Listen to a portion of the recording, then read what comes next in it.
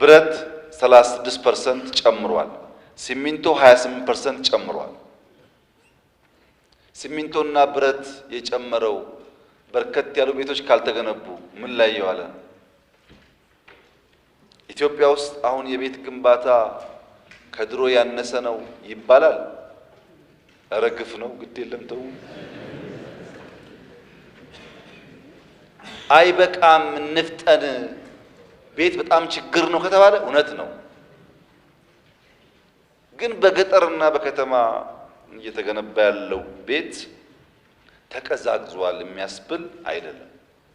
በቂ ነው ወይ? አይደለም። እሱ ስራ ይፈልጋል። እውነትን እየካድን ሳይሆን የጎደለን ነቅሰን እያወጣን ቢሆን ስለሚሻል ማነሳው። ሰርቪስ እንመልከት።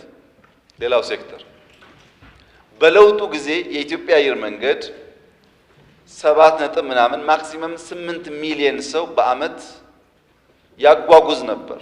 ማክሲመም ነው 8 ሚሊዮን። ባለፉት 6 ወራት 10.7 ሚሊዮን ሰው አጓጉዟል። 6 ወር 10.7 አመት 8 ሚሊዮን የሚታይ ቁጥር ነው። በዚህ አመት ቢያንስ 22 ሚሊዮን እንደርሳለን።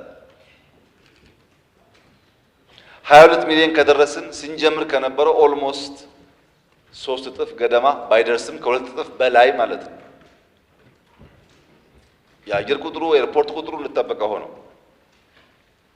የሆሳና ኤርፖርት ተነስቷል። ተደጋጋሚ ጥያቄ ነው። ከአየር መንገድ ጋር እንመካከራለን። በቀጥታ ነው የሚመልሰው ጉዳይ ስላልሆነ ለማዕከላዊ ክልል ግን ኤርፖርት አያስፈልግም የሚል እምነት መንግስት የለውም። በርከት ያሉት እየሰራን ያለ ነው። የሆሳናም መቼ የሚለውን ባላቅም መታየቱ አይቀርም።